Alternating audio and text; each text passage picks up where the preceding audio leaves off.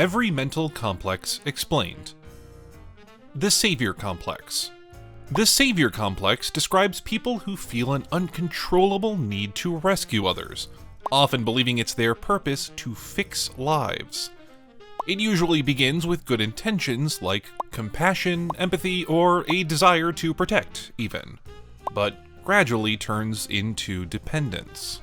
Those with this mindset often attract people who rely on their help, reinforcing the illusion that they're essential. Psychologists link it to self-esteem issues or early experiences of conditional love, where care was earned through sacrifice. Over time, their relationships become one-sided, draining, and built on imbalance. Because the deeper motive isn't to save others, it's to save themselves from feeling powerless. But on the opposite side lies the comfort of constant suffering. The Victim Complex. Next, we have the Victim Complex. People consistently view themselves as helpless, wronged, or targeted by life. They interpret every setback as proof that the world is unfair to them. Psychologists explain this as a learned coping mechanism. Over time, it becomes addictive. The person avoids responsibility because blaming others feels easier than changing themselves. Relationships often become strained as friends and partners grow exhausted by constant negativity. Those with a victim complex unknowingly give away the very control they crave over their own lives. Some don't just endure suffering, they build their identity around it. The Martyr Complex. The Martyr Complex describes people who seek validation through self-sacrifice, believing their worth is measured by how much they endure. They often take on burdens no one asked them to carry, then feel unappreciated when others don't notice their efforts.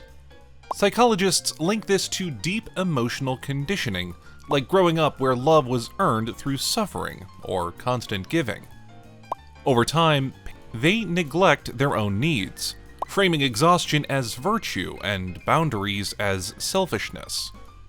While their sacrifices may look noble, they often stem from a fear of rejection or invisibility, disguises emotional dependency as moral strength, trapping people in cycles of unacknowledged pain. But for some, the struggle isn't sacrifice, it's never feeling enough. The Inferiority Complex. The inferiority complex was first defined by psychologist Alfred Adler, describing a deep, often unconscious sense of inadequacy. People with this mindset constantly compare themselves to others and come up short, even when evidence says otherwise. Every achievement feels small, every compliment dismissed.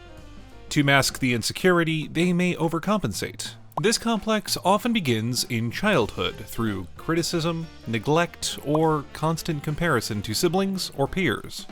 The result is a lifelong internal voice whispering, "You're less." No matter what they achieve, those with an inferiority complex remain trapped, chasing validation that always feels just out of reach. And sometimes, the loudest confidence is just insecurity wearing a mask. The Superiority Complex. The superiority complex is the mirror image of inferiority, with arrogance built on fragile self-worth. Coined by Alfred Adler, it describes people who exaggerate their abilities to hide deep feelings of inadequacy. This behavior often stems from past humiliation or chronic self-doubt, leading them to compensate by acting invincible. But beneath the pride lies fear, the fear of being exposed as ordinary. The superiority complex may create temporary confidence, yet it isolates people, pushing others away with their need to always be right.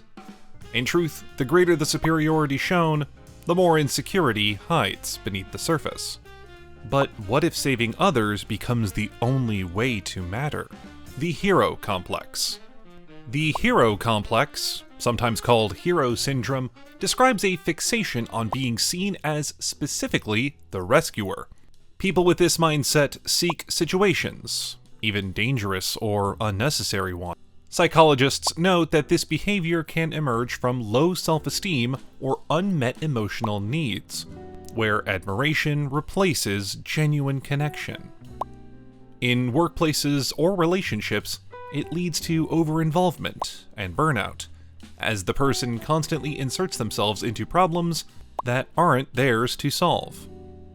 Though their intentions may start noble, the outcome is often chaos. And for some, peace only exists when everything goes their way. The control complex.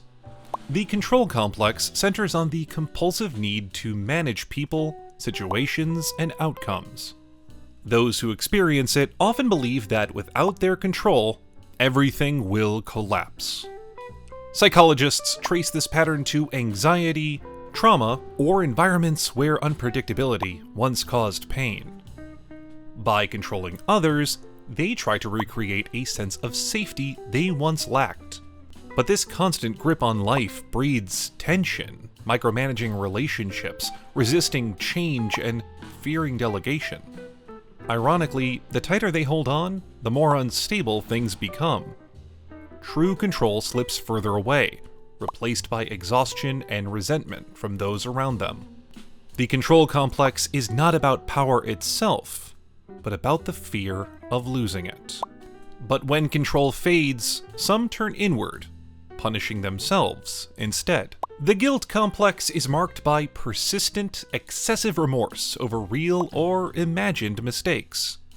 It often develops in people raised under strict moral or cultural expectations, where every misstep felt unforgivable.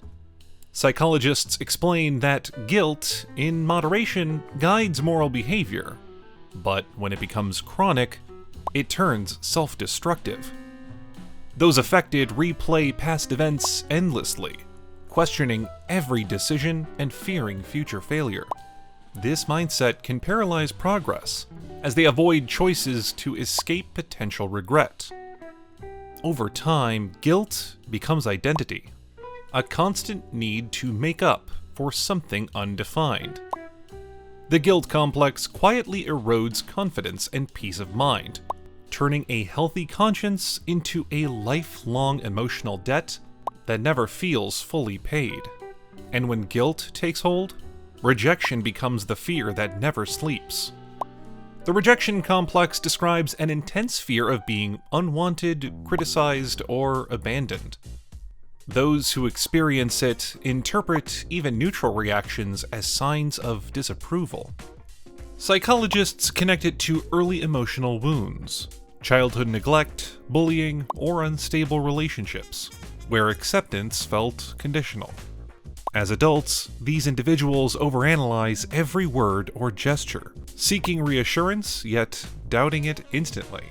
Their hypersensitivity often drives the very distance they fear, pushing others away through insecurity or withdrawal. In severe cases, it can lead to social isolation or codependent relationships. The rejection complex isn't about vanity, it's about survival. The desperate attempt to avoid the pain of being unseen or unloved again. But what happens when confidence mutates into something far darker? Divine certainty? The God complex. At its peak, confidence stops being human. It becomes a belief that rules don't apply, that failure, morality, or limits are for others. This is the God complex, when success rewires the brain to crave control, worship, and obedience. You see it in dictators, CEOs, and cult leaders, all drunk on their own reflection. The world bends to their will, until it doesn't. Because absolute self-belief without humility turns vision into delusion, leadership into tyranny, and genius into madness. In the end, the higher they rise, the less human they become, detached from empathy, from reality, and finally, from themselves.